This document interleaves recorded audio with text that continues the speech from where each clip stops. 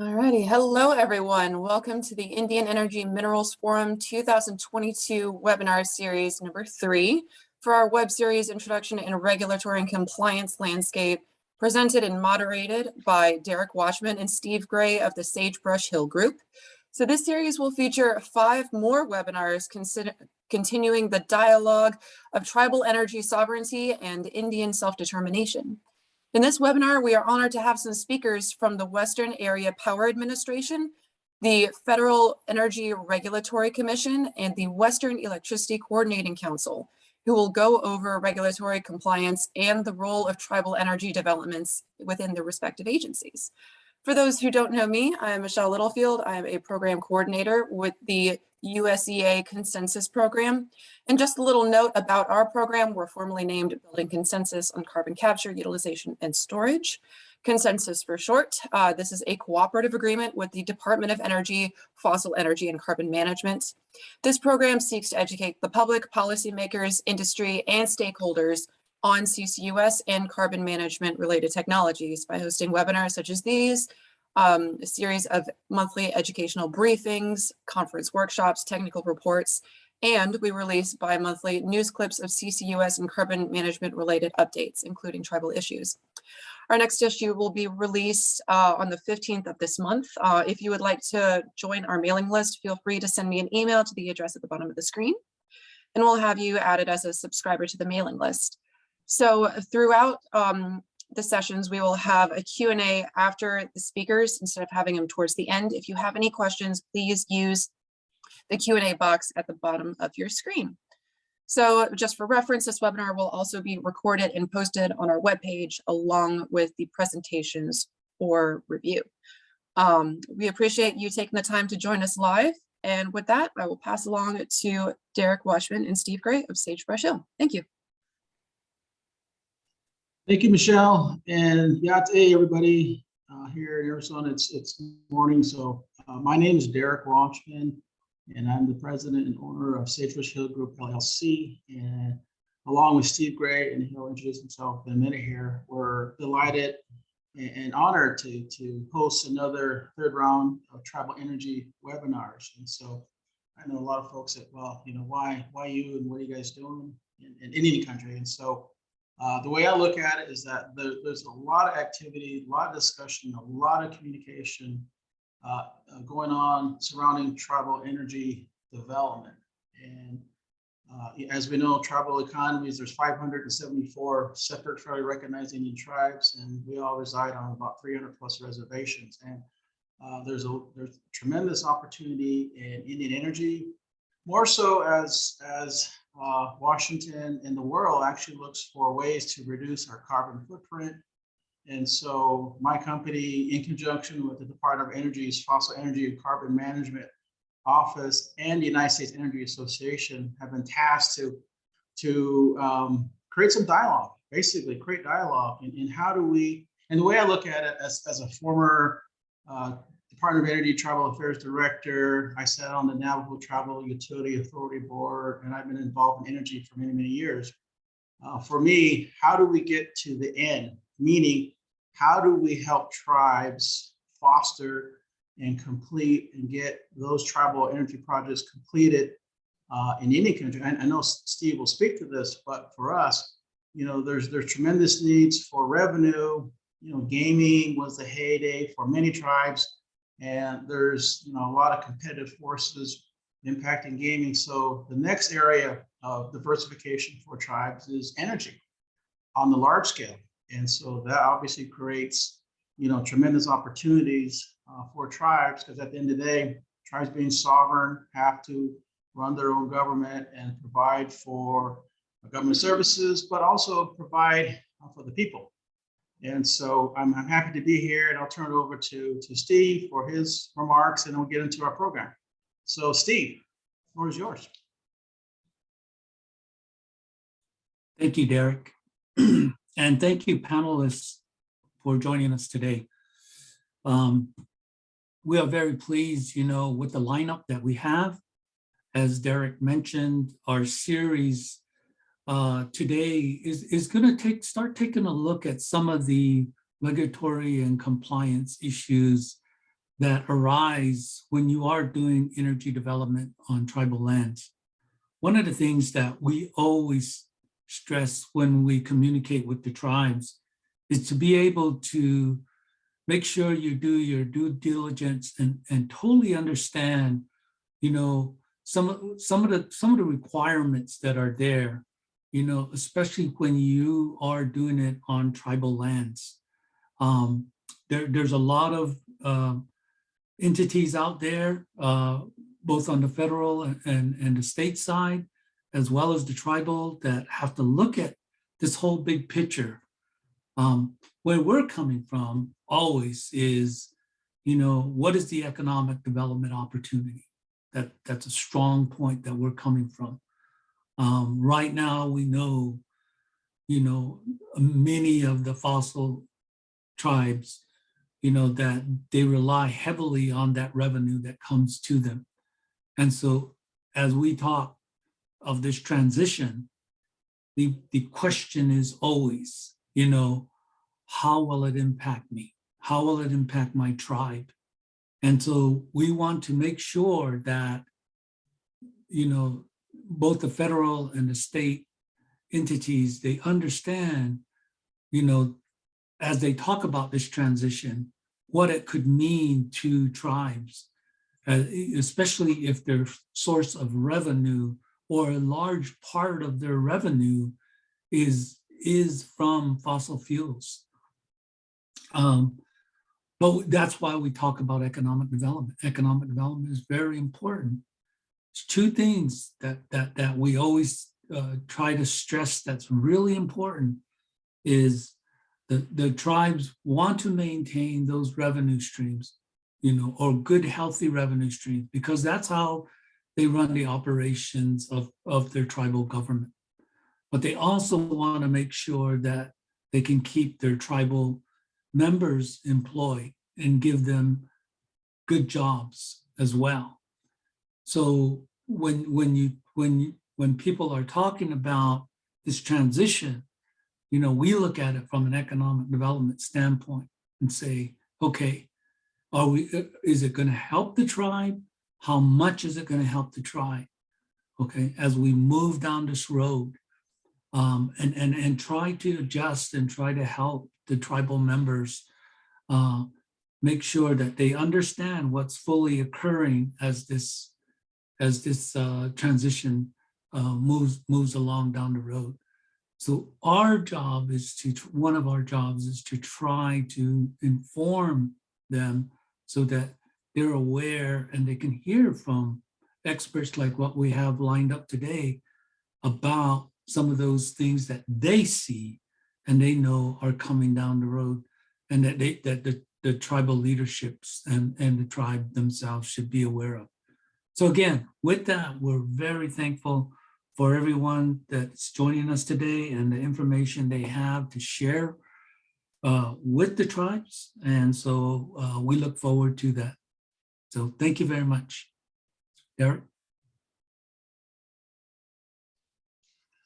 Okay, thank you, Steve. Let's get right into the program. And again, today is a discussion from our, I'll say, federal agencies. I know that the Western Energy Coordinating Council is not necessarily a federal agency, but it has a lot to do and a lot of ties. And so let me introduce Keith Mazel. He's the Deputy Director of State International Public Affairs and the Division of actually with the Federal Energy Regulatory Commission.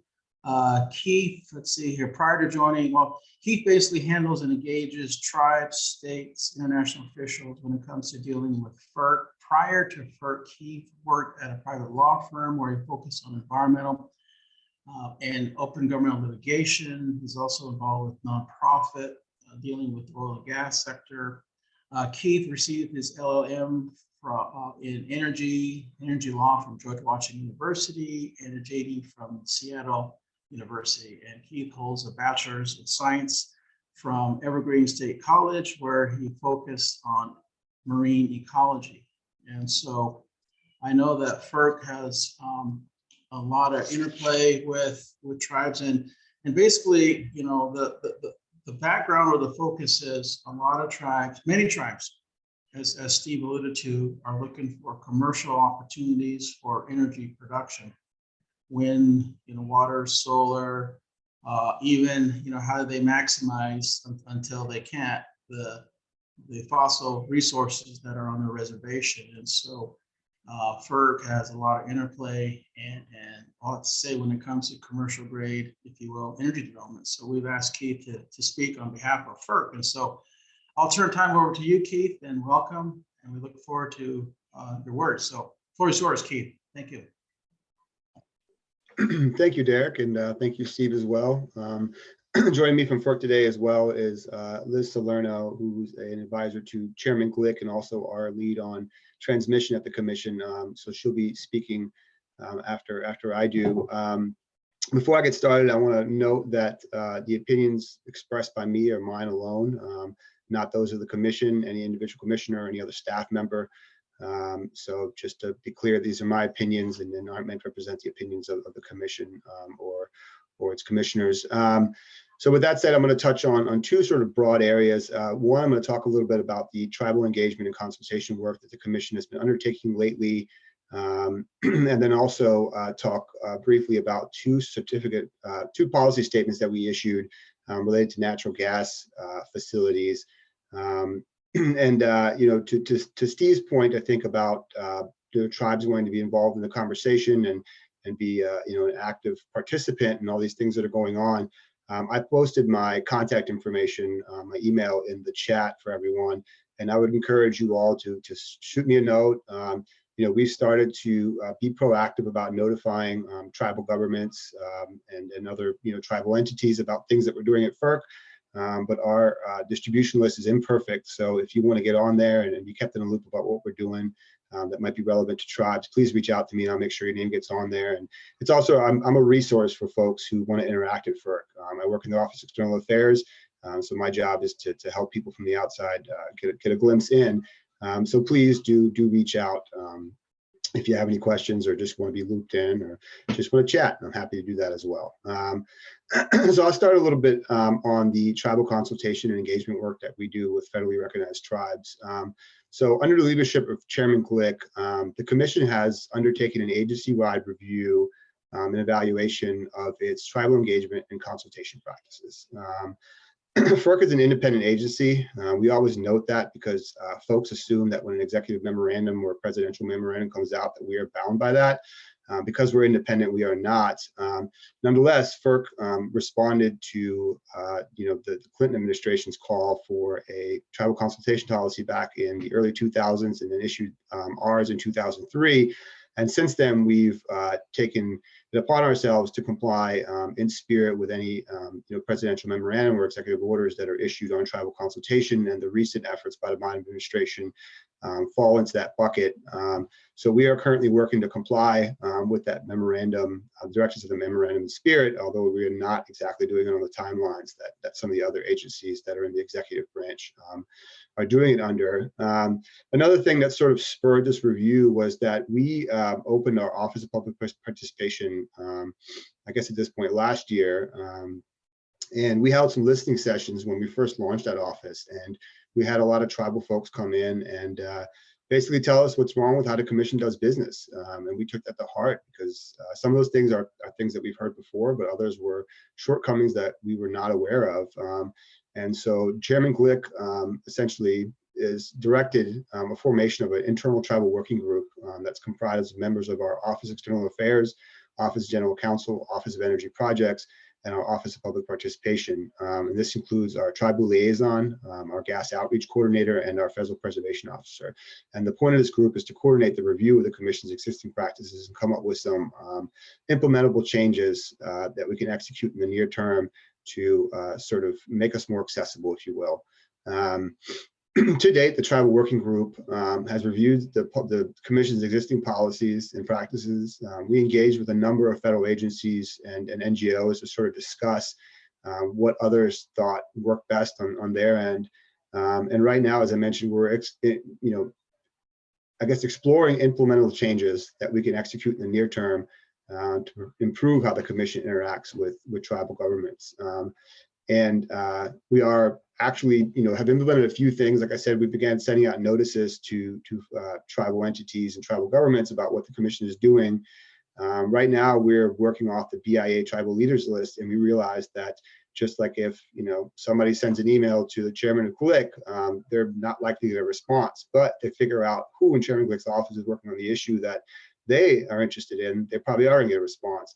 And so, part of the motivation for me to be here is to reach out to you all and say, hey, if you're working on transmission issues, if you're working on natural gas issues, oil issues, whatever it may be, and you're doing that in the context of doing it for a tribal government or tribal entity, please reach out to me and let me know that, so that I know who to talk to when the time is right, and also to include you, as I said, on a distribution list. Another thing that we're doing is we're currently actively in the process of hiring an additional member of the Office of External Affairs who's going to focus on guiding our expanded consultation and engagement work. So right now we are in the hiring process. We have posted a position and it closed about a week ago. I think we have about 200 some applicants, so excited about that. And I also want to note that tribal consultation was highlighted as a priority area in our recent equity action plan.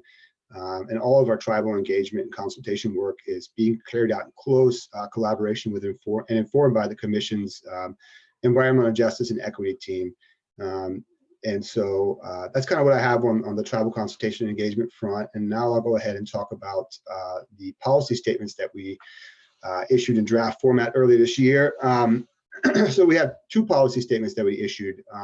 One is an updated certificate policy statement, which is docketed at PL 18-1 for anyone who wants to go find it. And I should note that I posted a link to both the policy statements in the chat. So for folks who want to go in, you can find press releases about the statement there. You can find the actual statements, and you can also find staff presentations that provide a lot of helpful insights there. I'm going to talk about these at a sort of 10,000 foot level. I'm not the legal expert or the technical expert that wrote these. And so if there end up being questions that I'm not able to answer, I will come back to you with an answer once I get a chance to consult with staff. So as I mentioned, there's the updated certificate policy statement. And then there's also the interim greenhouse gas policy statement, which is docketed at PL 21-3. Comments on both the draft policy statements were due by April 25th, but we are currently in our reply comment period, which ends May 25th. If you didn't initially file comments, you could go in there, look around, and see if there's anything in the initial comments that were of interest to you, and then reply to those comments. But typically, we don't like to see new issues raised during a reply period. But I do encourage folks to go in, take a look at those, and if there's something you want to address, please do so. Our process works best the more information we have. So the more fully developed docket we have with more diverse representation in it, the better our orders at the end of the day are. So please go in and take a look and comment if you can. So I'll go ahead and start with the certificate policy statement.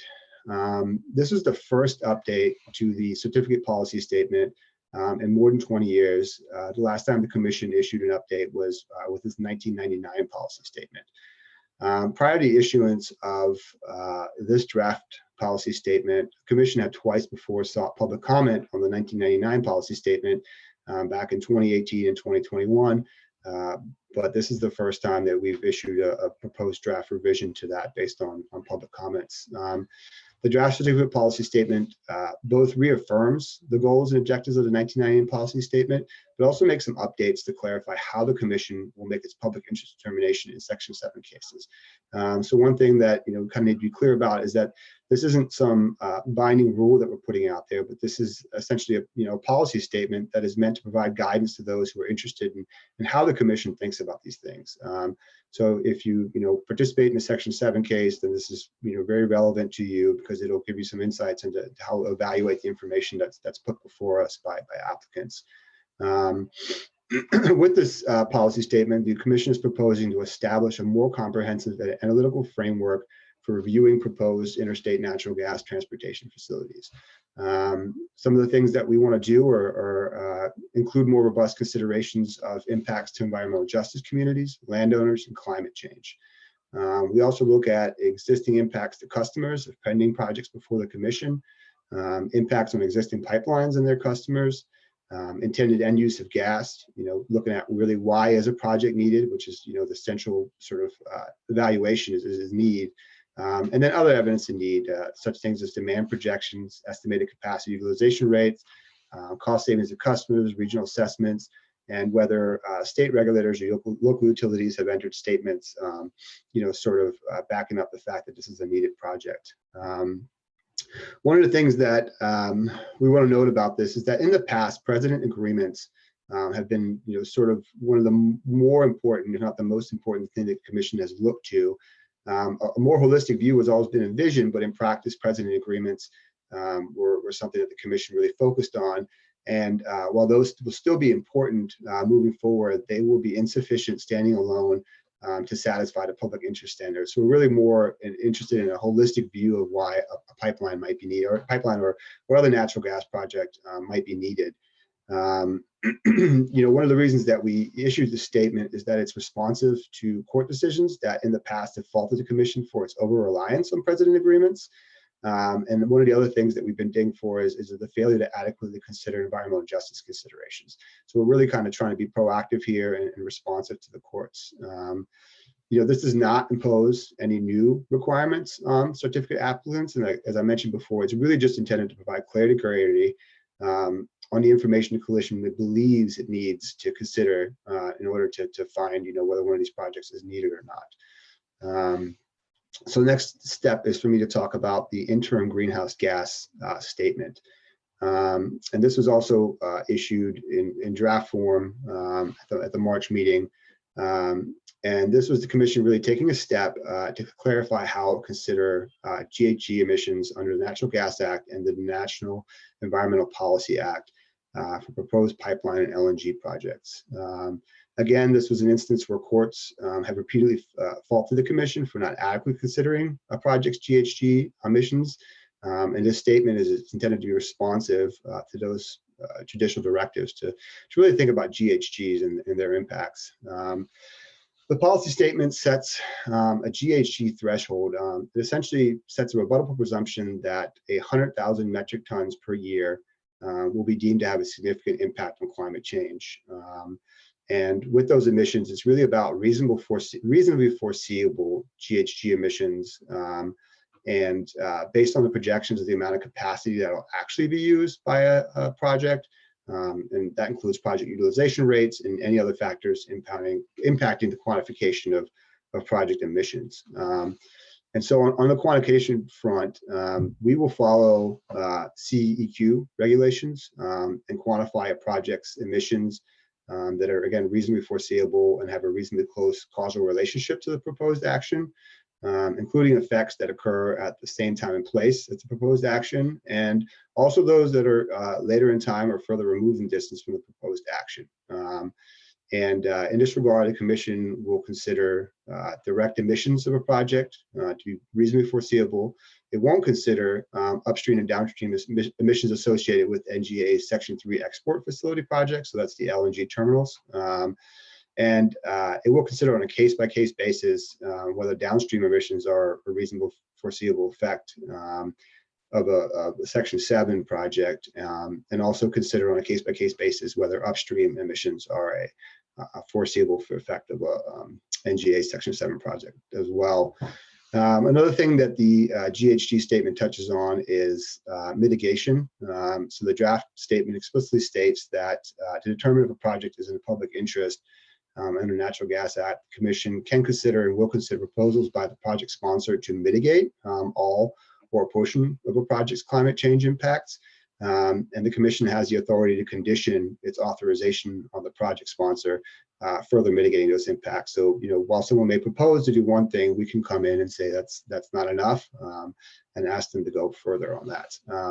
So that's kind of one that I wanted to touch on. I know that was a lot in a short period of time. So I'll be available for questions after Liz speaks, but now I'll turn it over to Liz Salerno from Chairman Glick's office.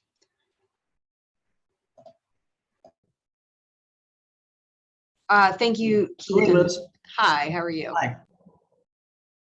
Well, thank you to Derek and Michelle and USEA for the invitation to join, and look forward to the questions you might have. I was Invited to join to talk a little bit about electric transmission, understanding I think there might be a broad interest in the expansion of our electric system and in potential investment opportunities.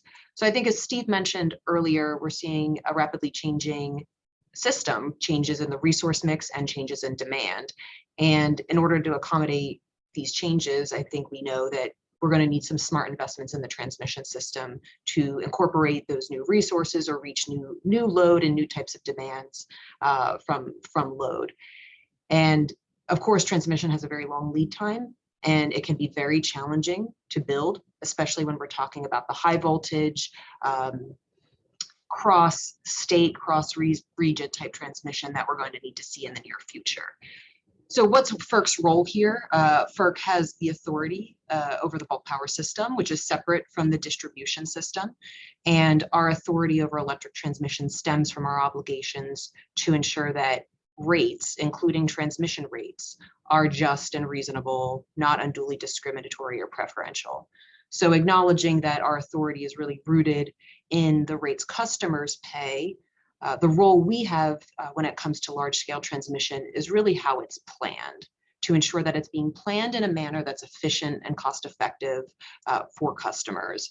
So really what we're going to talk about is sort of how transmission gets planned. We don't generally have any role in any specific transmission solution that might meet any number of needs.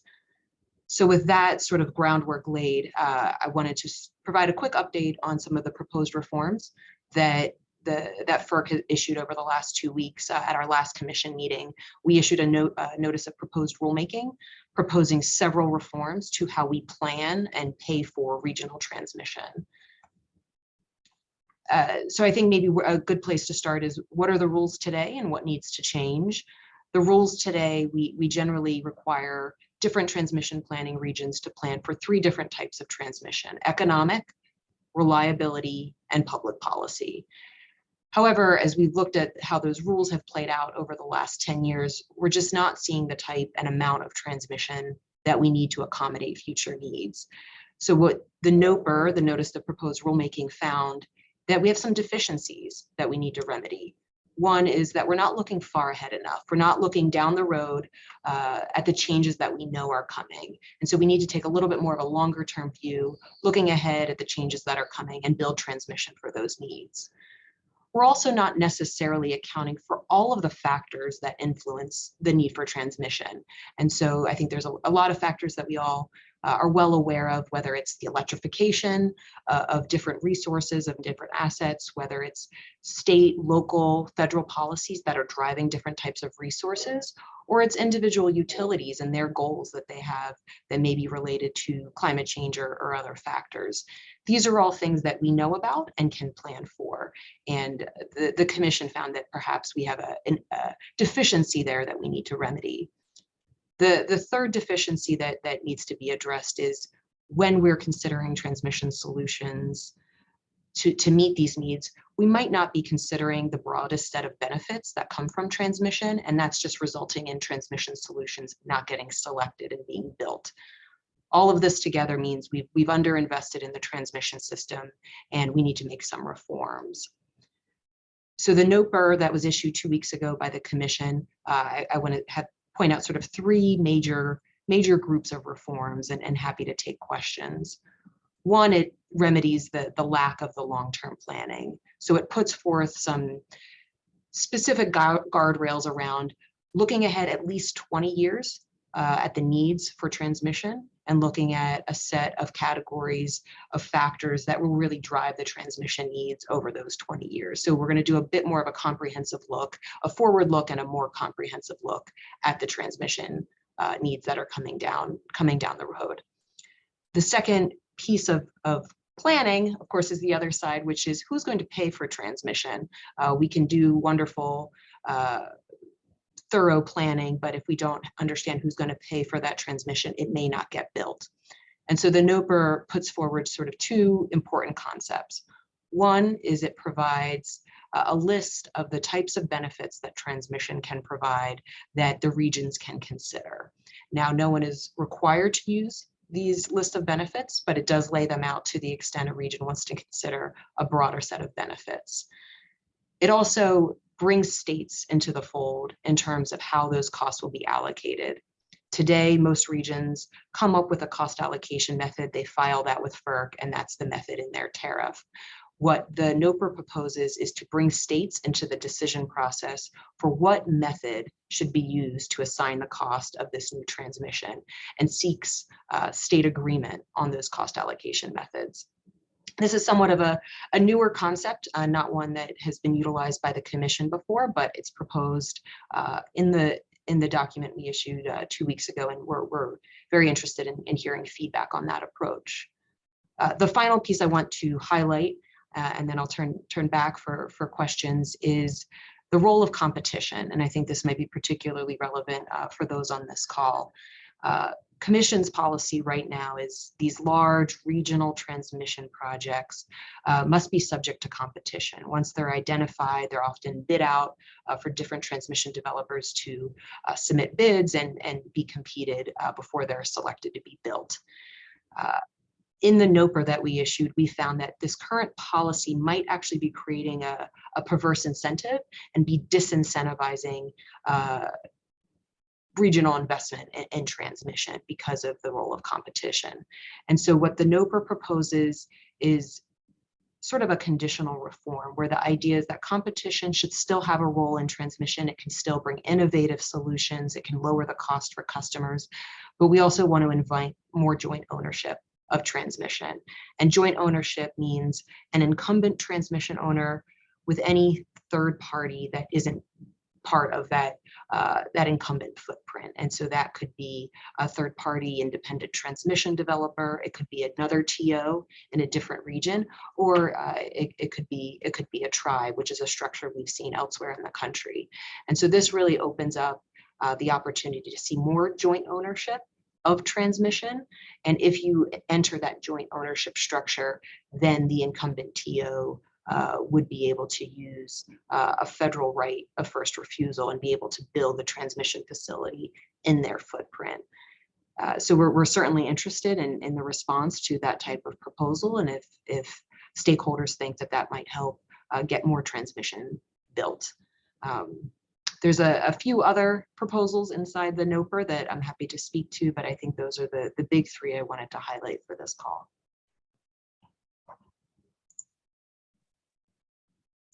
Thank you, Liz, and thank you, Tim. We appreciate that. I think we'll hold questions to the end, like Michelle was saying. So let me turn it over to Steve, and he'll introduce our next guest. Hey, Derek, if it's okay, can we do the Q&A for Keith and Elizabeth's portion now? And then for the rest of the questions, we'll hold on until the end. Okay.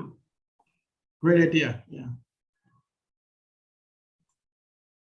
I don't know if we have anything, but well, let's start with a question. And Steve, do you have any questions for Tim or Liz? I do. But I'll throw it to you for a minute, Steve. Okay. So Liz, I have a question. So I'm a tribe, and there's an existing transmission line on crossing my land.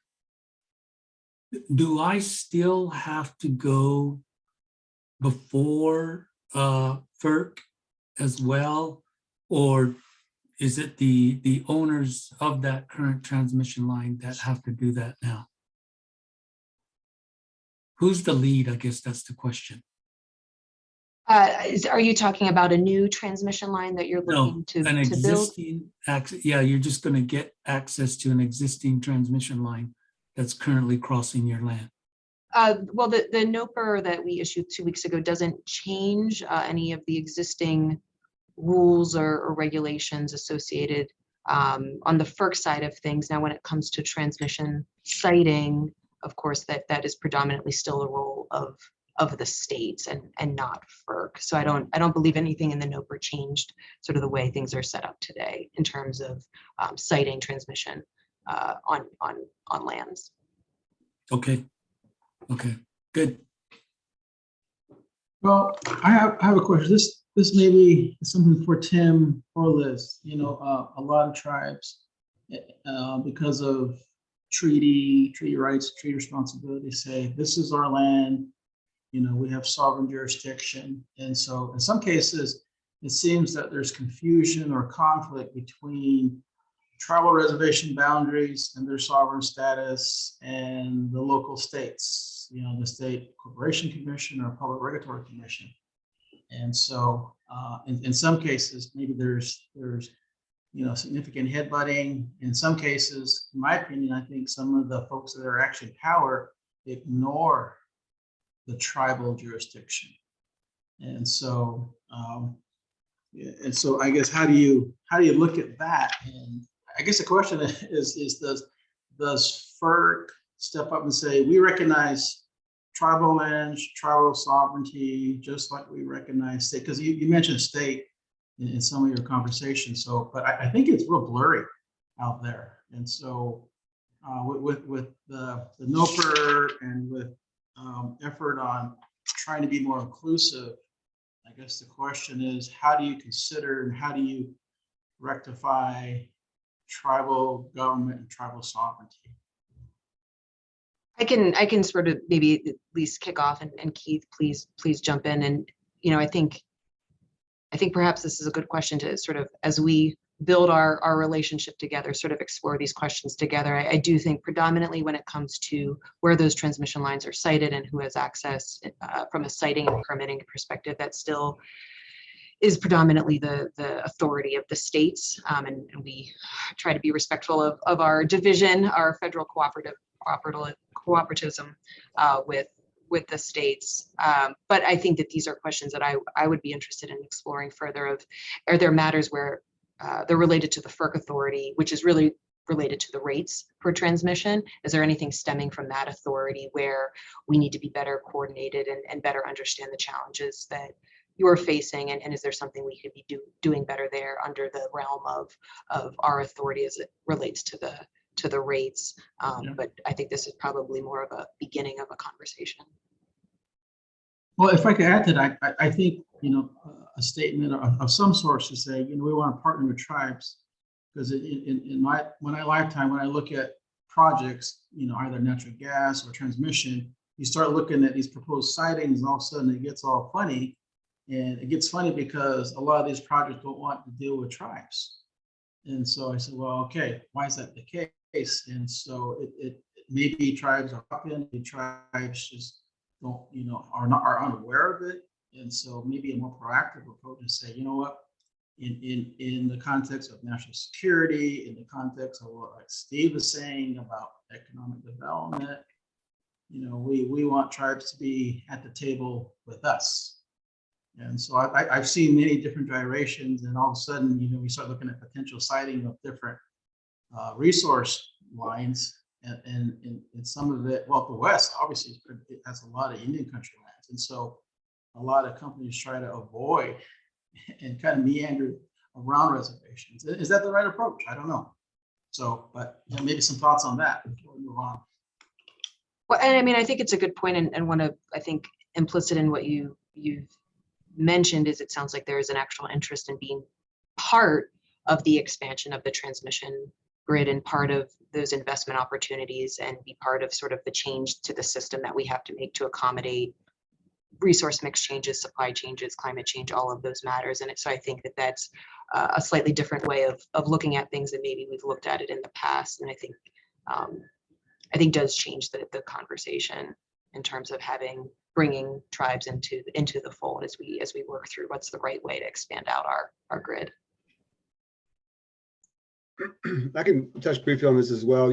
As Liz mentioned, our authority is what it is, and it's not dictated by us. Congress sort of sets our boundaries, and so we don't necessarily have an ability to direct states to do things in certain circumstances, especially when it comes to siting. But what we can do is what we're trying to work on now, which is be better partners to the tribes when it comes to our obligation to engage in consultation with federally recognized tribes and to make them better partners. And so in that regard, there may be the sort of side effect of sending a message that when we do work better with tribes, projects are better. One of the things that is challenging, I think, from that perspective for us is that applicants come to us with a proposed project. You know, they don't really come in and ask our opinion of, you know, well, where should this project go? And, you know, what should we do? Is there anything? It's really up to them to do a lot of research and figure out, you know, where they want to go. And once they come to us with a project, we have, you know, a limited ability to redirect that depending on, you know, what we find in that route. But that is a challenge. You know, FERC doesn't really have the ability to say, you know, well, we really would like you to go over here into, you know, this portion of land as opposed to over there. But, you know, again, as we explore how we can improve our consultation practices, it might send a signal to applicants that tribes aren't actually hard to work with, because I think that, you know, might be a false perception. And as you mentioned, there can be even an adversarial relationship between some of the tribes and states. So, you know, I think that's kind of what I have on that. It's not a whole lot we can directly do, except that we can work better with tribes, and that's the aspect that we can work on, and hope that it has a broader impact for those who participate with the FERC. Excellent. Thank you guys very much. For those who are going to be looking at this recording of the webinar online, he did leave, or Keith and Liz have left an email. If you have any questions, FERC State Relations, all one word, at ferc.gov, for anyone who has any other questions outside of this. Thank you very much. Thanks for having us. Yeah, thank you, Tim, and thank you, Liz. We really appreciate it, and you know, our thanks to Chairman Glick for providing your time. So I'll turn it over to Steve to introduce our next guest. Steve. Okay, I'll let Michelle go ahead and introduce him. I lost my form here. Okay. Find it, you know, so Michelle, you want to do that? All right, we have Peter Hyman here, and I have his presentation here. He is the Transition Services Manager for the Western Area Power Administration. And yeah, Peter, feel free to take it away. Great, thanks, Michelle. So a little bit about Western Area Power Administration. We're one of 4 power marketing administrations in the Western United States. Well, in the U.S., us along with Bonneville Power manage the federal hydro and transmission systems in the Western U.S., where Bonneville focuses primarily in the Pacific Northwest. Western Area Power Administration's area covers the Dakotas, Colorado, a little bit into New Mexico, Arizona. We have some in Utah and in California.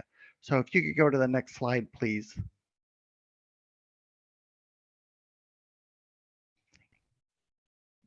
So a couple of the topics I'm going to cover today. And again, these are very high level. If you have additional questions, we can take those offline. At the end of the presentation is some contact information for myself. But what we wanted to do is just at a real high level, go over briefly what a large generation interconnection agreement process looks like. Then we want to talk briefly about some common challenges, just in general about building a generator and some ideas on overcoming those challenges.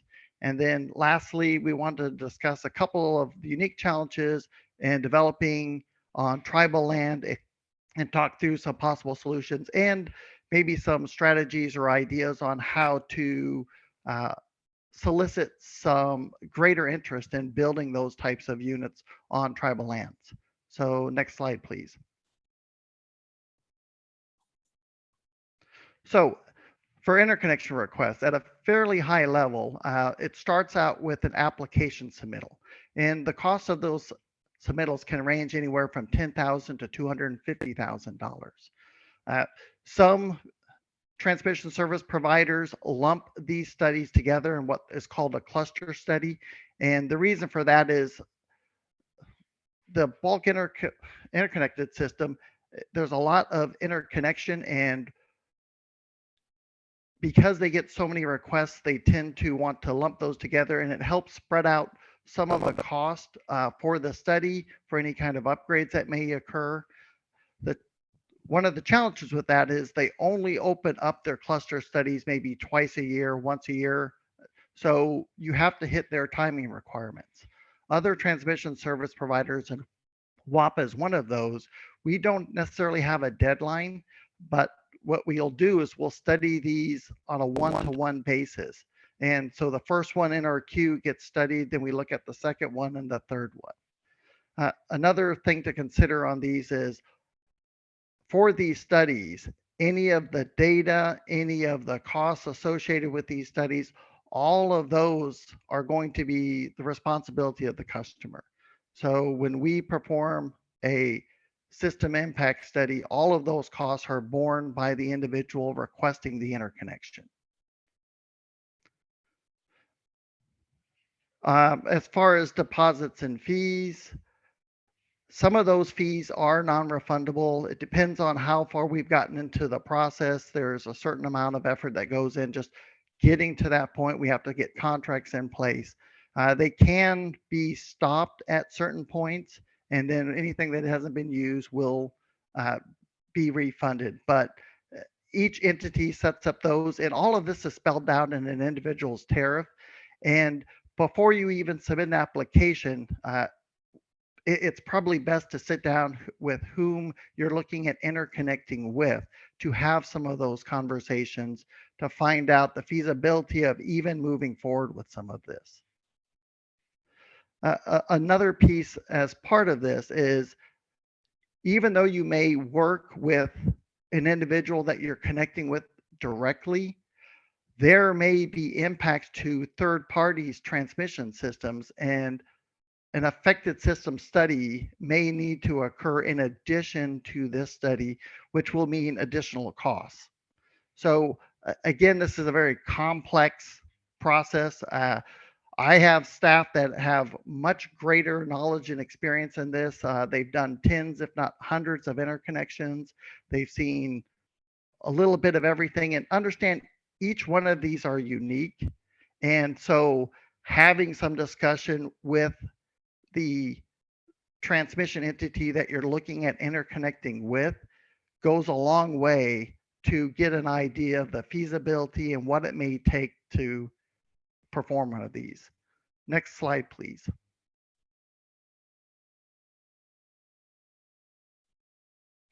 So like I said, for these studies, we perform two different ones. We do a system impact study and a facility study. So the first study that we perform is a system impact study.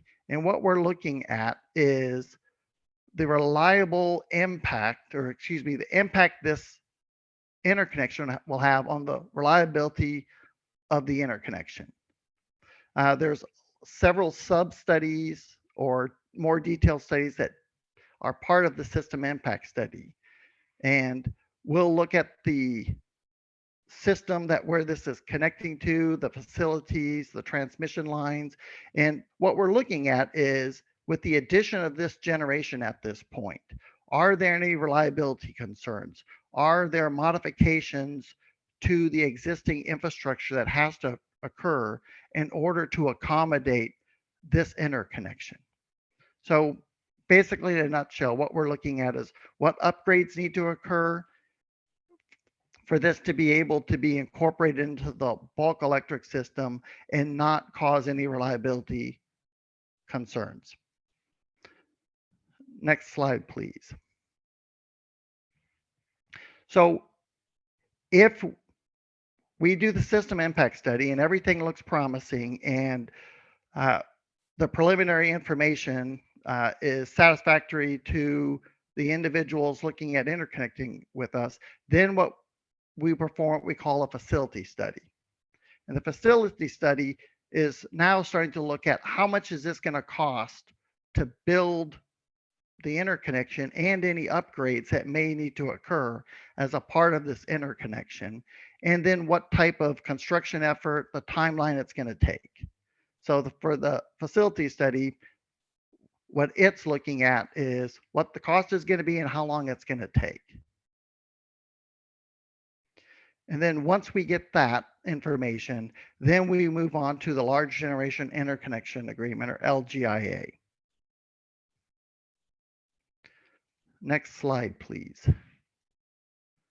So in general, when we're looking at these, and again, each one is unique. It depends on where it's connecting into the system, who is in the queue ahead of them.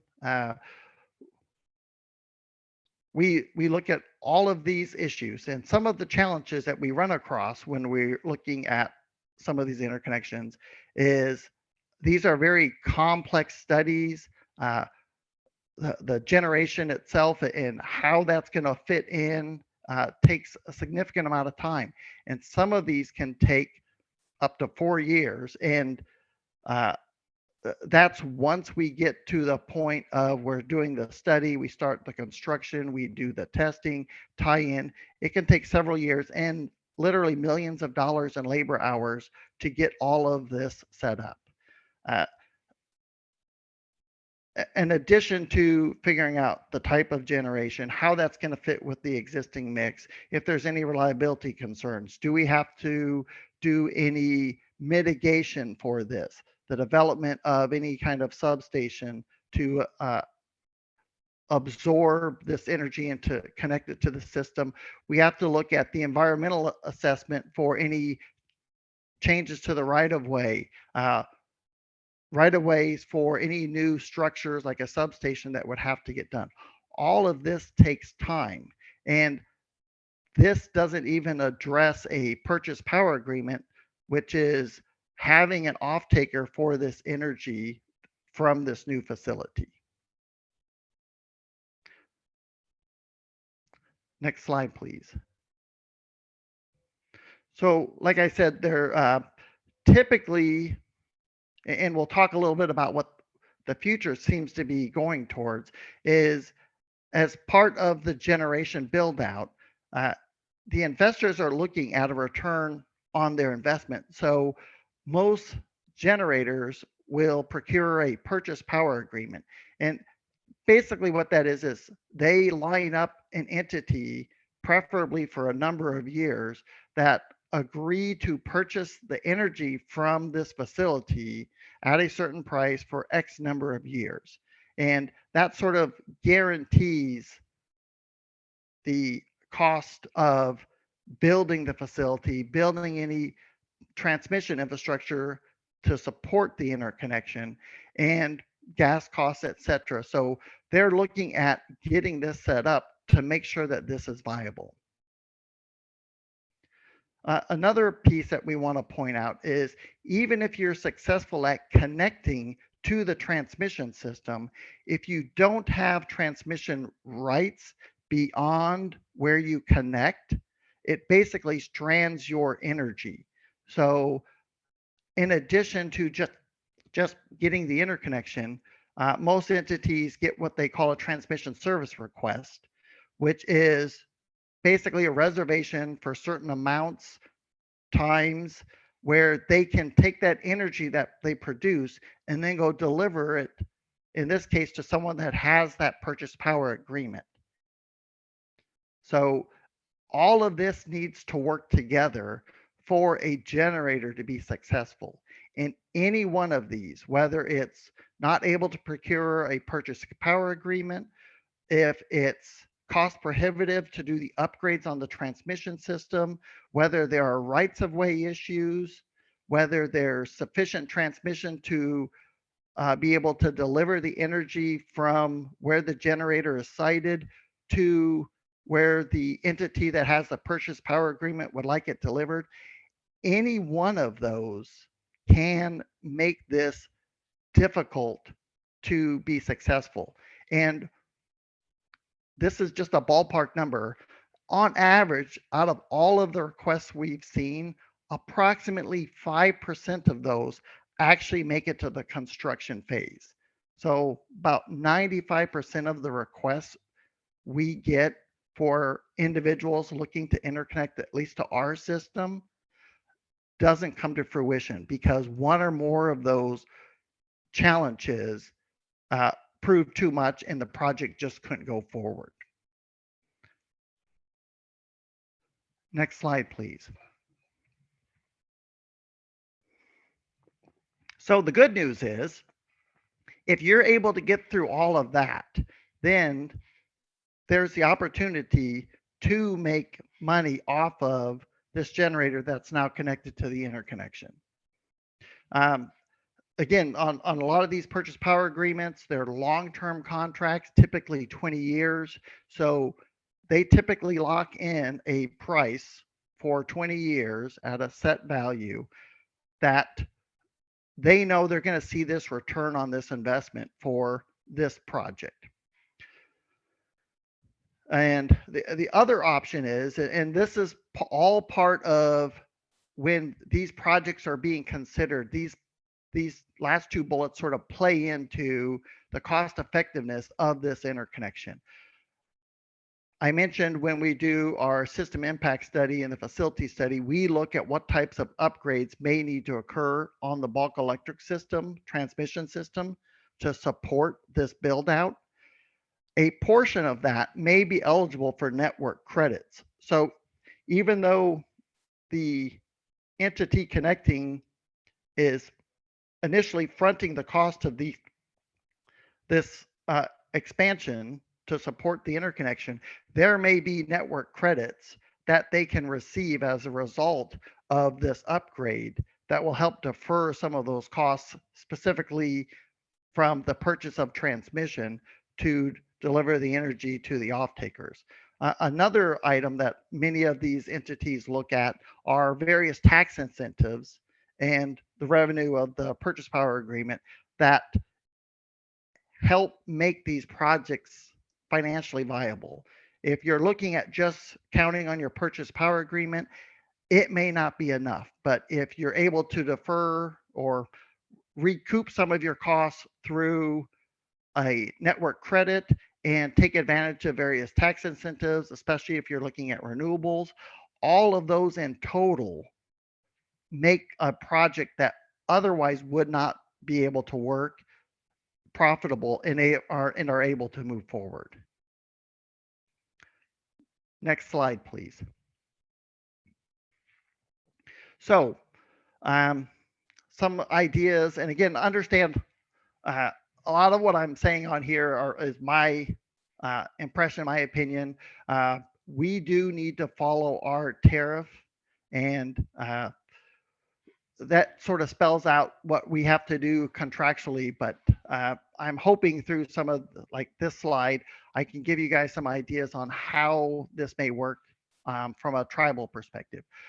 One of the best things to do is to participate in various forums, meet various developers. A lot of these developers have a lot of experience on interconnections.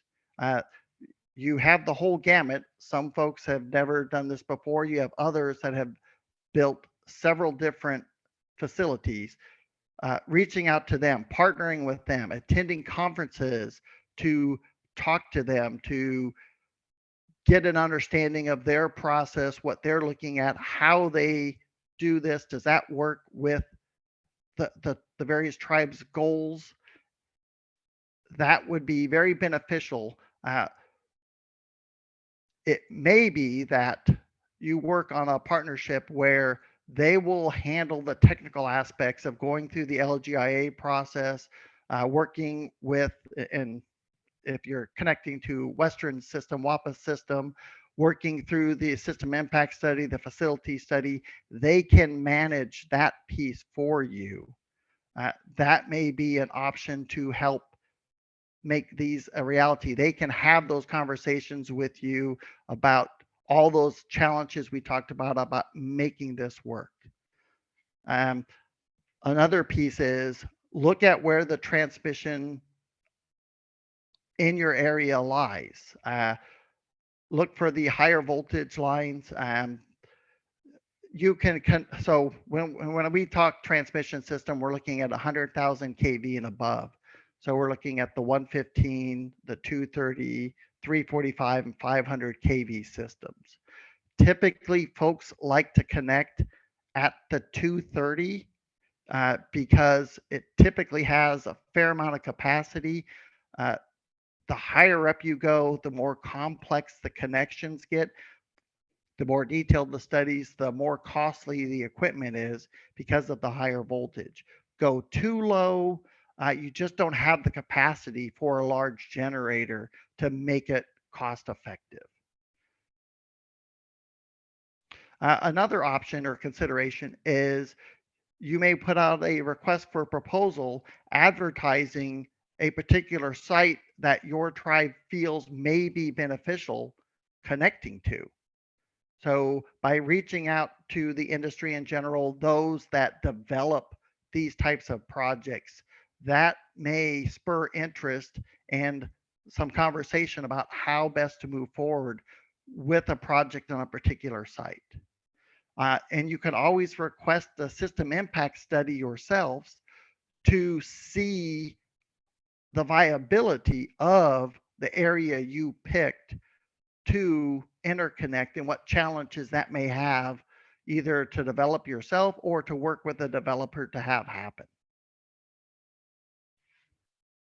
Next slide, please. So working at least with WAPA. So comment about WAPA. We are one organization under the Department of Energy, but we are broken up into various regions. And if you saw on the title slide, I'm the transmission services manager over our Desert Southwest, Colorado River Storage Project, and Rocky Mountain regions. We also have an Upper Great Plains and a Sierra Nevada region. Each of these regions, while we have to follow our tariff, WAPA has a tariff for our Sierra Nevada, Desert Southwest, Rocky Mountain regions, our Upper Great Plains, which is in the Dakotas, Montana, a little bit of Wyoming. They are part of Southwest Power Pool's RTO, and they follow their tariff. But for the other regions, WAPA has their own tariff, and we must follow the process that we have spelled out in there. We are able to assist the tribes, though, with that interconnection process. Me and my staff, if you have an idea on what of a development that ties into some of our transmission, you can reach out to me or one of our folks. We can walk you through the process, give you an idea on what it takes. DOE also at the my last slide of the presentation, there's some contact information. They're able to help and assist in some of these studies that need to occur and to look at specific ideas and projects and assist the tribes in evaluating some of that. So like I said, we can meet with the tribe, talk through some of what we see maybe some of the challenges to these. We have lots of experience working with various developers on these interconnection requests. If the tribal staff doesn't feel comfortable and you feel comfortable with working with a particular developer, that may be a good approach. When it comes to the siting and the environmental studies associated with these studies, we work very closely with the tribes in that area that are impacted. We also are in the process of creating a WAPA-wide tribal liaison.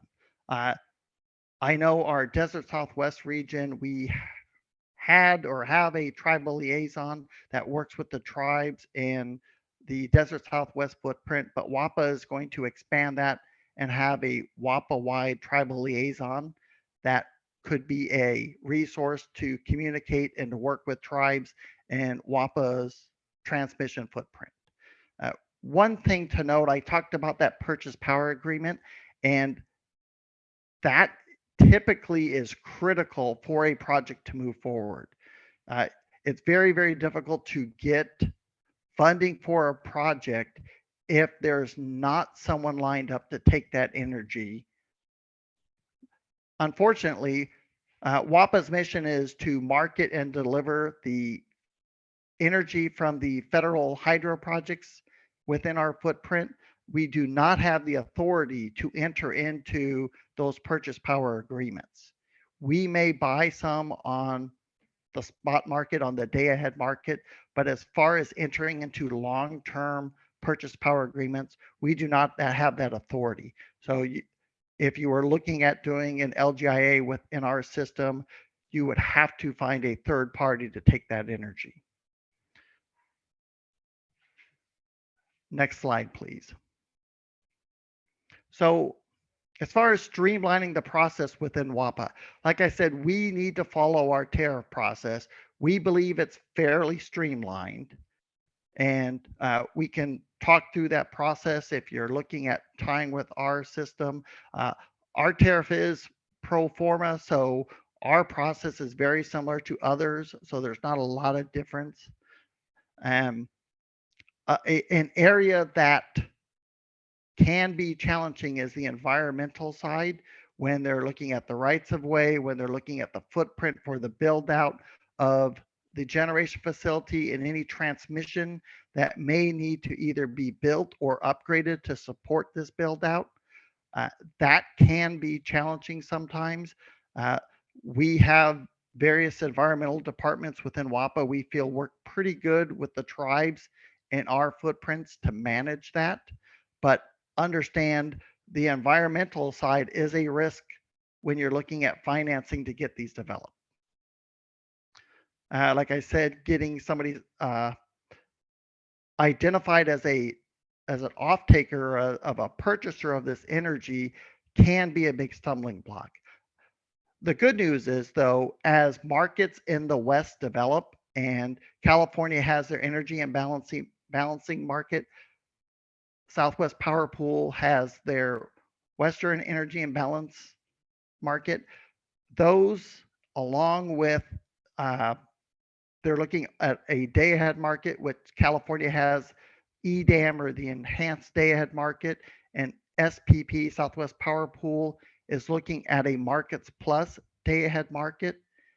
And SPP is also exploring expanding into the Western United States with an RTO, primarily in the Rocky Mountain area. Those do create additional opportunities where in the past, if you hadn't secured a long-term purchase power agreement, it would be near impossible to get the funding to move forward. The ability to participate in either a day ahead market, whether that's WICE or EIM, if the day ahead markets get developed, EDAM markets plus, or the RTO, that's a shift in how energy is sold. It's no longer strictly a bilateral process, and it may make it easier for a project that has secured a purchase power agreement for a portion of their output, but not all of the output, to participate in one of these markets to sell the remaining resource of the facility and be economically viable, and as such get the funding for the project to move forward. And like I mentioned before, exploring various government programs to see how the federal government can help support some of these and make them viable. And next slide, please. So I did want to mention the DOE's Office of Indian Energy Policy and Programs. On the slide, you have a phone number and an email address. You can reach out to them. The goal of this program is for technical assistance to address specific challenges. If there's a specific or current project, they're there to help fulfill some of the study to help make that project successful. And my last slide, please. So there's my contact information. If you happen to be in one of WAPA's footprints, my group covers 3 of them. We don't do the Upper Great Plains or the Sierra Nevada. However, if you do reach out to me, I can point you in the right direction to start that conversation with the group in your area. And thank you all for your time. Thank you, Peter. I want to start by, I don't really have a question, Peter, but I think there's something here, that you mentioned that's really important for the tribes. and I just want to make sure that I got it correct. And one of them is it's typically taking about 4 years, to do all of the studies. Okay, so to me, that's a big one that the tribes need to understand that time frame. The second one is there's only 5% of the group that are trying to get on that are making it. And then the third one is you better have the resources, in this case, the dollars, to be able to do this, because it's gonna cost in the millions. So I think that's really important for the tribes to understand that. I understand, going out and getting help, within the department or even within WAPA, but I think those are just, the first ones. And this discussion could go on a lot because you could get into the PPAs and the tax incentives and stuff, but I just wanted to just repeat and make sure, the tribes understand those are critical ones. So it was more of a statement than a question. Thanks. And so the 4 years is from the time you come to us officially for LGIA, large generation interconnection, before you see that first megawatt come out of that facility. It doesn't happen overnight. But yes, all those other items, that is very true. And any one of those can be deal breakers. And understand on that 5%, the 95 that don't make it, there are folks that do this on a regular basis, and the economics just don't work out, and their project falls apart. Yeah. So you only hear about the successful ones. Yeah. Okay. Well, thank you. I thought that was very informative. For the one, it's more of a general question for us, I suppose, which is really easy to answer. Will the WAPA presentations be made available to participants? Yes. If you go to our event page, you'll see them posted right there. They'll be available after the webinar is done. So finally, we have Tim Reynolds with his presentation. I believe you may have some slides for us. Feel free to start whenever you're ready.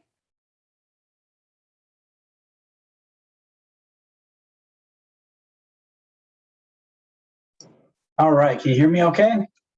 Sure can. All right, I'm assuming everybody can see the presentation. So I'm Tim Reynolds. I work here in a company called Western Electricity Coordinating Council. So we're also known as WEC, as our acronym. So I'll provide a little bit of a background and everything else for you on who we are and everything else and what we can provide and give everything. I just want to let everybody know, especially with all of this, that part of the point of what I'll be going over today is to give you an understanding of some things and how it's applicable to you, where you're at. A lot of stuff of what Steve said earlier. At the same time, I'm only scratching the surface on a lot of these topics. So please feel free to reach out. We'd be happy to present on other topics of interest of what we're about to go through and a little bit more in depth at any other time.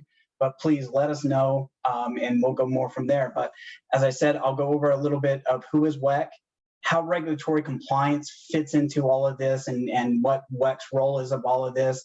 I want to introduce you also to a branch within WEC called Regis. It would be very good for the tribes to know about this.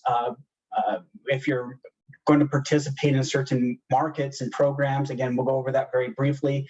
And also some of the common challenges that are happening within the interconnection that you're going to see on your land if you're going to develop more transmission, generation, or be partners with that in other locations. There are going to be some common challenges as well. Again, just giving you a very high level understanding of it, and we can go more in depth on it at another time. In short, though, WEC has actually been around since 1965. It's been, even around this time frame here. But it wasn't until around 2003 when there was a blackout that occurred in the northeast portion of the US and parts of Canada that millions of people were without power. And so with that, the US Congress created the Federal Power Act in 2005. So what happens is this Federal Power Act is specifically Section 215 calls for enforceable standards. These standards are created by the industry through another company called NERC. I'll go through all of this here in just a little bit. But one thing is with the Federal Power Act, it gives NERC, who is overseeing all of this with the creation of these standards and everything following that, the authority to delegate some of this. So this is where WEC comes in. Us with these other regions, we actually have that delegated authority through NERC to be able to oversee the regions. So WEC operates underneath that. We actually have parts of the western states here in the US, a little bit of Mexico, and also the 2 provinces up in Canada. So I'm just going to be an advertiser here just for a minute and say, hey, please become a member of WEC. There's a lot of different things to it. I provided a link to our website where you can be able to look into that and everything else. As I'm highlighting here, you can develop a partnership with other industry SMEs, that subject matter experts. That's part of our lingo. I apologize, but it allows you to attend certain committees that we have at WEC. For instance, we have an event analysis subcommittee where the first Wednesday of every month they meet together to go over recent events within the Western Interconnection. They present on it to each other. They talk about it. They try to find the lessons learned. And if there is something significant that the industry should know about, we'll provide that lessons learned documentation out to everybody so they can be able to learn from each other and grow from it. We also have a generator operator working group, a human performance work group. We also have groups regarding reliability planning. And we also have resources within WEC. As Pete has said before, a lot of people are looking to try to build transmission. But once they do and actually start moving forward, those impacts can happen, or basically that new transmission line can cause impacts on other parts within the grid. So we need to make sure that everything is reliable, and part of these committees and the staff at WEC help to ensure that reliability and also some of the security that I'll be going through in a little bit about this as well. So one thing I do want to highlight though is, things nowadays with companies and everything else is really focusing on the why. And we've looked at that a lot within WEC, and our why is kind of sums down to this, that electricity is an integral part of the fabric of modern society. And so our mission is to make sure that the bulk of power system is efficient, it's mitigating risk, it's reliable, and it's secure. But we also see that electricity is an integral part of everything that we do. It touches one way or another how we interact with each other, just like through this meeting today. And other parts, electricity touches some aspect of all of that, of what we have today and what we do. So we want to make sure that we maintain that and we keep things going. So as I said, become a member of WEC. You can be engaged with other entities. You can have a voice within the industry. If there are challenges, we can try to all work together to be able to do this. But again, go to the website. If you have any questions, please let me know. Now, one thing I want to note is becoming a member does not mean that you have any compliance obligations. What will happen is as you develop more transmission lines or generation, what will happen is there'll be a set of criteria that may require these mandatory standards, as I mentioned before, applicable to your assets that you just built.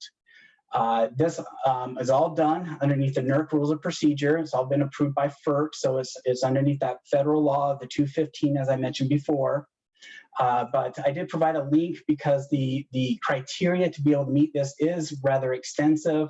It includes things regarding transformers, generation, the size on it. So for instance, one of the criteria is if you have a generating plant where all the different units have a nameplate that's greater than 75 MVA is what they call. you may be subject to these standards. Again, there are some exceptions as well that goes with this. Everything else, sometimes it's a little bit hard to know how to navigate through all of this. So we do have staff that is over this, everything else that can be able to help guide you through it, everything else as things go forward. I will say though that you do need to make sure these assets are registered before they become operational. At the same time, depending upon what sort of function you do with these transmission lines, because as you see on the slide, I've got what is called an RC, a BA, and a TOP. So those are acronyms for different functions that you do over that line. So a TOP, very simple, that's a transmission operator. That's the, the person, the operator that's actually turning on and off or switching in and out the line and maintaining that reliability. A BA is a balancing authority where they're maintaining that generation to load balance, making sure that is equal within their little bubble that you can look at that. So if you're ever looking to become one of those functions, you may also need to be certified to make sure you have the tools, processes, procedures, personnel, training in place before you become in operation of that. So if these things become applicable, please make sure that you allow adequate time before you're in service date to make sure that how these things are applied, anything else as you move forward. There are also a lot of other things too. If you never had experience to this, NERC did create a new registered entity information packet. So I included that link there. It talks about a lot more things that go on. One of the topics is called a NERC alert. So if there is something major that's happening within the interconnection, for instance, one of these last ones that they just did had to deal with the geopolitical tensions and cybersecurity. To be able to get information or to push information out, these NERC alerts may be used, and they are sent out confidentially to these registered entities. So again, this information packet will contain a lot more information and be able to get you through it. But I also included a link to the reliability standards so you can see what the heck I'm talking about and what all these standards mean anyway. But again, that's a separate presentation as to itself. So I'm more than happy to go over those or answer questions as we move forward. We get plenty of those questions, so happy to answer them. As I mentioned before, I do want to introduce another part of WEC called Regis. So this is kind of independent from any of the member groups that I had talked about before, or those reliability studies, or even the compliance end. So this is actually self-funded amongst itself. It has, let's see here. They track about 6,000 standalone generators. Let me back up a second. It's a voluntary process that people use to be able to get what it's called renewable credits, or RECs, I want to say. Yes, renewable energy certificates. So what happens is Regis actually has that authority for pretty much the whole entire WEC footprint, for the most part, of making sure these renewable certificates are issued once the generator is in compliance with it. So it has to be a renewable energy that meets the criteria for all of this. The reason why I'm bringing this up is with new generation. For instance, let me go to the next slide and I'll come back to that. So for any of these types of renewable energy qualifies for these energy credits. Now, depending upon where you're selling this energy, to be able to get these type of credits with the market and everything that comes off of it, sometimes they require that this is actually done. So as I said, it's self-funded because it's done through this voluntary process, everything else, but it gives a level of credibility that this actually is a renewable energy. You're following certain things, everything else. But again, this is what Regis does. We can contact them and have them present on it to be able to talk even more about it. But one thing I do want to say is what Regis does not do, they do not track all the renewable generation in the Western Interconnection, only those that register with Regis. They do not monitor the market as well, nor set price caps or anything else.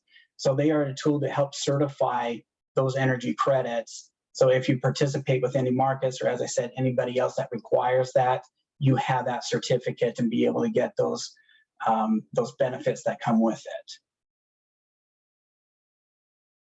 As I mentioned before, some of the, I want to kind of go over a high level about some of the common issues that we've been seeing a lot here in the Western Interconnection over the past 2 years. Has to do with resource adequacy. We heard that Elizabeth brought up resource mix that is changing, and I'll show you a little bit about that. Inverter-based resources, I'll explain what that is. Physical security and cybersecurity, I'll also go over where you can go to become a member to receive even more information about that, specifically towards the electric industry, and also wildfires. So that being said, resource adequacy. As you can see here, especially with the first chart up on the upper right, the retirement of fossil-based resources and the replacement with those renewables is continuing to happen. This chart is just showing the net generation by fuel type from 2014 to 19. The base loads is kind of your fossil fuels and everything else. Where you see that kind of going down from 2014 to 19, you also see an increase in solar and wind. So you see where that trend is going, where that generation is being made up and where it's continuing to grow. Again, these are some of the studies that WEC also does on our website that we can always point you to, where you can see even more information about this. But the one thing I really want to highlight as well, and we brought this out, this was in an event that happened in 2020, in the August timeframe. If you follow with the news and everything else, this was during the time frame that California had a shed load due to increased demand with a heat wave that was impacting just not California, but a majority of the Western Interconnection, significantly up north, everything else. And we actually had restrictions on transmission lines, so California couldn't get all the generation that they normally could during the summer time frame. But one of the things that when we did our event analysis and looking to some of the root causes behind this is one thing to make sure that everybody is aware about, that during the day, you have your solar and your wind that help offset, some of that base loads, everything else that you would typically use. But as you go throughout the day, so if you look at the chart, I've got that green bar coming down right in the middle almost. That is around the peak of the solar for this particular day. It would happen to be August 16th. But as the solar starts to decrease, some of the times you can have wind starts coming up around the same time, as you can see. But this particular day, it wasn't coming up as it normally would. However, with the blue line, you've got your load still increasing more and more, and it's peaking where you have that red line.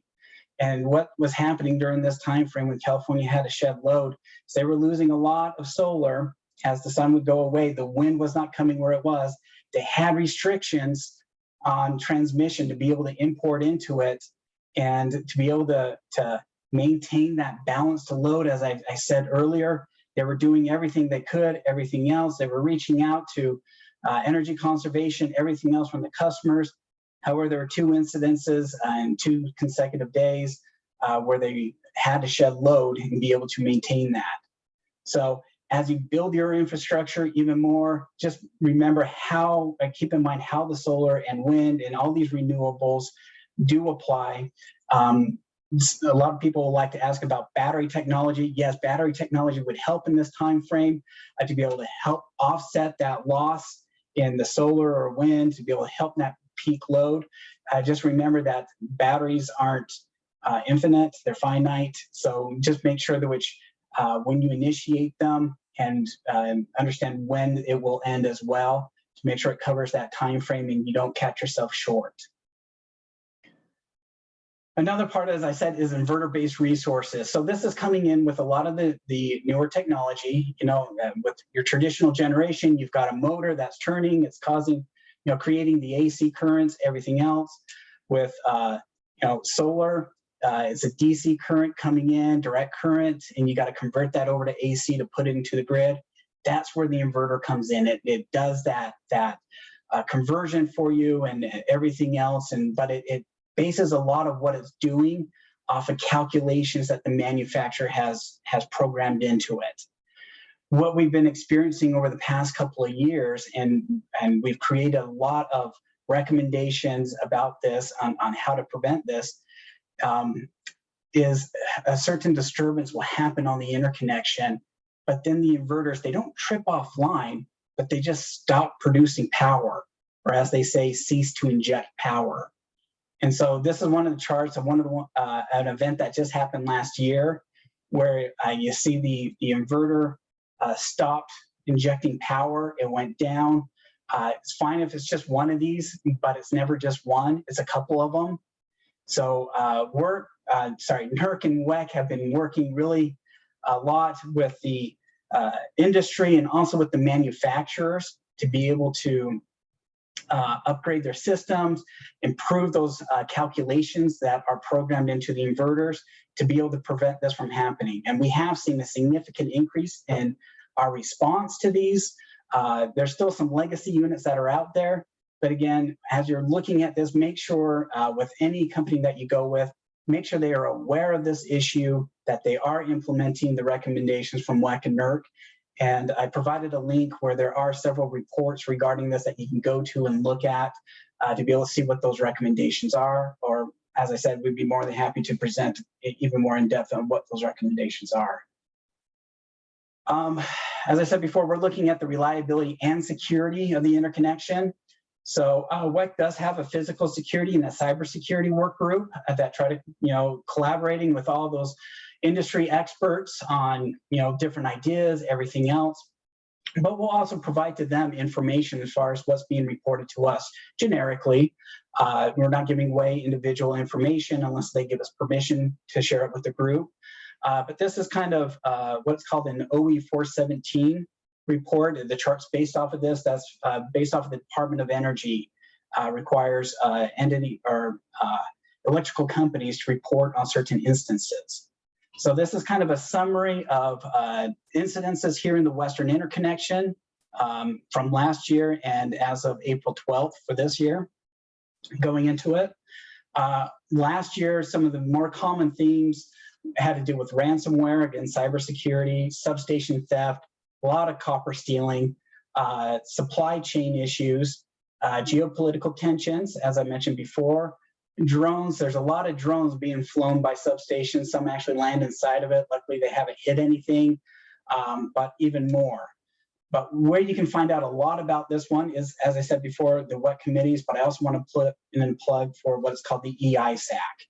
So this is a branch within NERC, but usually each industry, meaning like the natural gas and others, have an ISAC.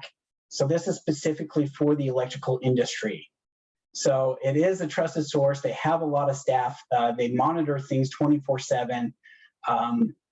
When some of those cyber events happened a couple of years ago, their names escape me for the top of my head for some reason, where a lot of companies had to go back and determine whether or not a certain vendor that was compromised, whether or not they used their services or not, and how they might have been impacted. EISAC was there with the industry, providing webinars, getting people in contact with the right cybersecurity experts to help them diagnose things. A lot of times too, we would help point some of our members towards ISAC and getting them in contact because they just didn't have the staff. So we, made the connections between them and ISAC to help them out. Biggest note is I want to point down here is membership is free, for the electrical industry. So join them, be a part of them, contribute to them, share things that you're experiencing. You can see what others are experiencing. There's stuff always posted every day. And what is nice is EISAC does compile those to a weekly, monthly, and quarterly assessments. So you can see kind of what's trending to and what's being reported. Lastly, I want to bring up wildfires. Wildfires are a theme within the Western Interconnection and keep getting worse and worse. I provided a chart here of just over the past 4 years, kind of the summary of total wildfires. I also have another chart that I can show at another time showing the total acres that have been burned. But this is kind of, for the most part, WEC's footprint. And you see that there continues to be an increase within the wildfires that are happening. What is important, especially with the transmission lines and everything else, is to make sure that the proper vegetation management is done. So that's why you'll see a lot of companies trying to make sure they have access to their transmission lines, but something as the tribes look to either partner with or build your own transmission lines. Make sure vegetation management is part of that. That's included. So this includes trees where applicable. Even I've seen it where pictures where tumbleweeds have stacked up enough on a transmission line and they're going high enough up to cause some arcing. So, you just need to clear the stuff away from it. What is interesting is nowadays is we're seeing that line of what needs to be maintained even more just because of the risks and the drought that keeps happening. We're also seeing too a lot of companies starting to use LiDAR for their surveying to make sure that they're up to date on how the vegetation is around them, everything else, so they can be able to maintain that. But again, it's very important to remove that vegetation from around the poles. What can happen though is, as I mentioned with that August 2020 event, the transmission constraints at the time actually had to deal with a weather event that came in. It was more wind and rain and everything else that caused those outages. However, with the fires we keep seeing, the smoke from the fires are enough to trip the transmission lines. So we've seen that quite often with some major paths where these fires are at. They can trip them offline because of just those contaminants in the air. So just be aware of that and everything else as you proceed to build these lines and your facilities. If you haven't heard of this before, it's called a public safety power shutoff. More and more companies are starting to adopt what this is. In short, this is where they have a process internally to evaluate weather conditions in advance, determine if a line needs to be de-energized to prevent an ignition of a wildfire from the transmission line. So pretty much all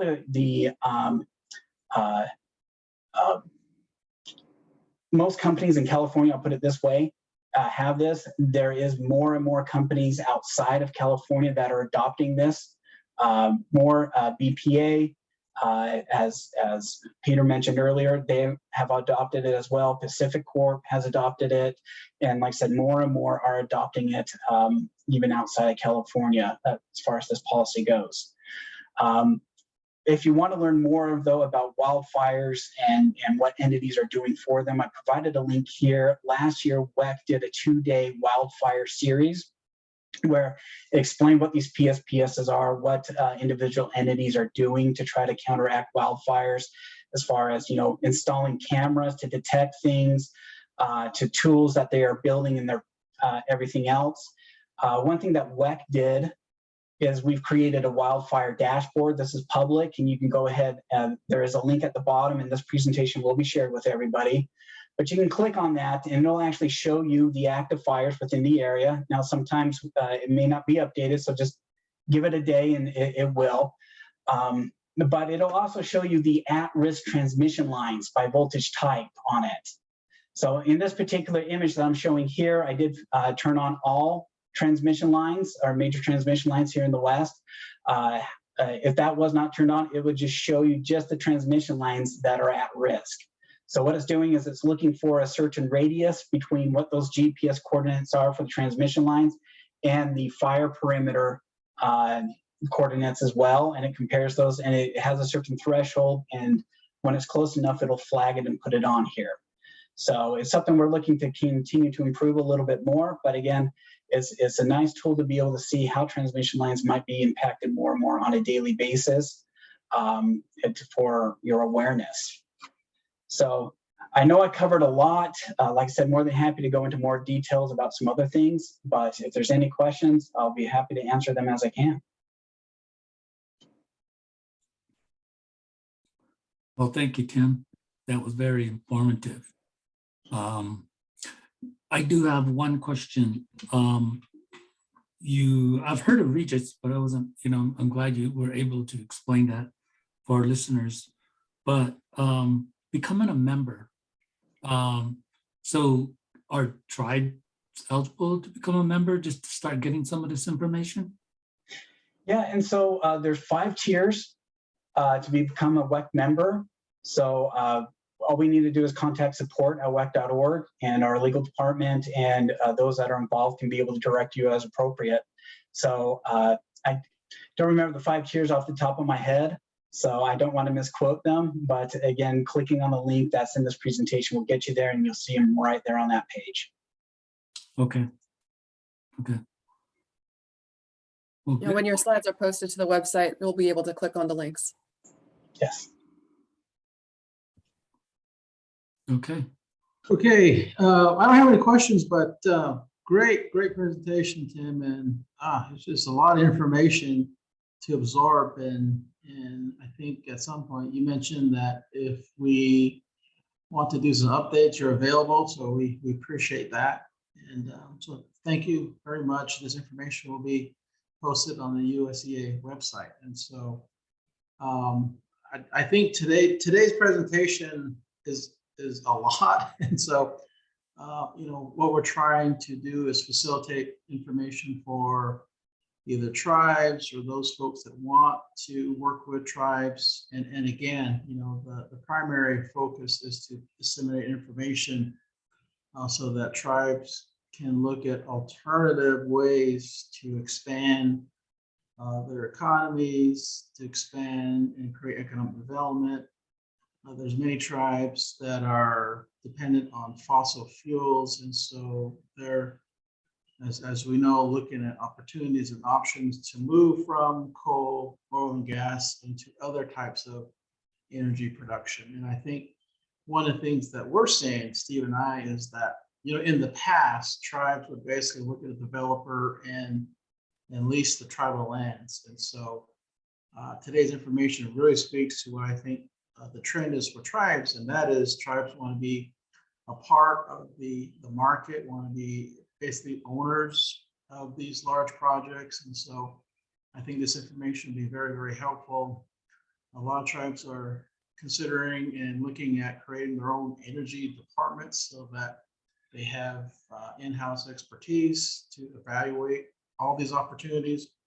You know, there's abundance of land, so tribes are looking at different options. And so today is basically the first of 5 information sharing sessions. And so I want to thank you, Tim, for joining us, and our other speakers from WAPA and FERC. Very informative. And so I'll stop there, and I'll turn it over to Steve for some concluding remarks, and then we'll end it there. So Steve, Yeah. any parting thoughts? Yeah, again, we want to thank everyone that joined us today, particularly our panelists. The information was very good. And what we want to do, as we mentioned, is we want to start out with being able, as the tribes start to come to the table, to give them the picture of some of these different topics and issues that they have to be aware of. And so that way, when they assemble their teams and their people, they are ready. And in the long run, it'll help them save some dollars too. So individuals like were on the panelists today were very helpful, and at least they have somebody that they can turn to. So we are very pleased with the participation, and we look forward to continuing this dialogue.